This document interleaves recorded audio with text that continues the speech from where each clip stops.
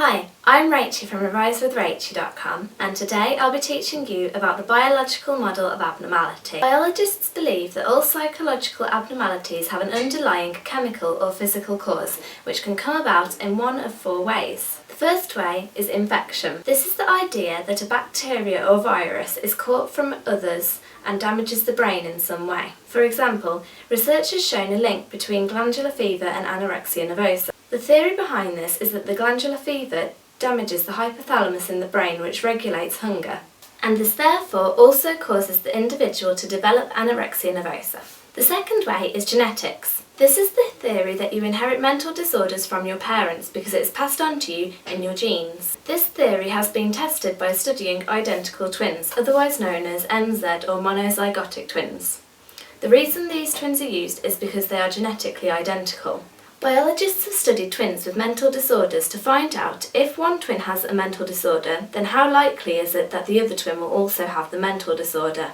Studies have found that if one twin has anorexia nervosa, then in 48% of cases, so does the other twin. The percentage for depression is found to be 46% and 45% for schizophrenia. These percentages are known as concordance rates. The third way is neurochemicals. Biologists have found that levels of certain chemicals in the brains of people that have mental disorders and people that do not have mental disorders can differ considerably. The theory is linked specifically to serotonin and dopamine. People with depression and anorexia are found to have low levels of serotonin in the brain, whereas people with schizophrenia are found to have high levels of dopamine in the brain. The fourth and final way is neuroanatomy.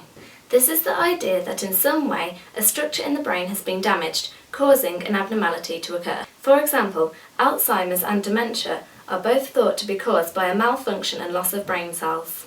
Another example is that Korsakoff syndrome may be caused by extreme alcoholism, leading to an impairment of memory. You will need to be able to evaluate the biological model of abnormality, and I would recommend that you can give at least 6 evaluation points of this theory in case it comes up as a 12-mark question in the exam. I find it easiest to give evaluation points of each section of theory, then some overall ones.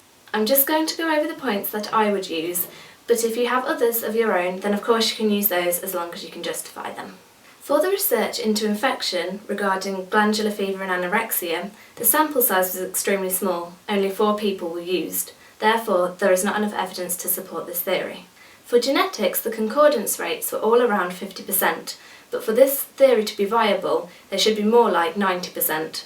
A 50% concordance rate suggests that the environment also has a big part to play in abnormality. Also, just because a mental disorder runs in a family, this does not necessarily mean it has been passed down in genes. It could have been learnt from within the family environment. Furthermore, anorexia nervosa is a modern disorder, so where could this gene possibly suddenly have come from? For neurochemicals, we cannot establish a cause and effect. You cannot tell whether the chemicals change first, causing an abnormality to occur, or whether an abnormality occurs, causing the chemicals to change. The neuroanatomy theory has a lack of evidence to support it. Overall, the research is not scientific as it cannot demonstrate a cause and effect. It can only demonstrate a link. Finally, the theory is reductionist and deterministic. Reductionist means that you reduce all complex behaviour to its simplest form, and deterministic means you have no choice in your behaviour and therefore no choice in the development of a disorder.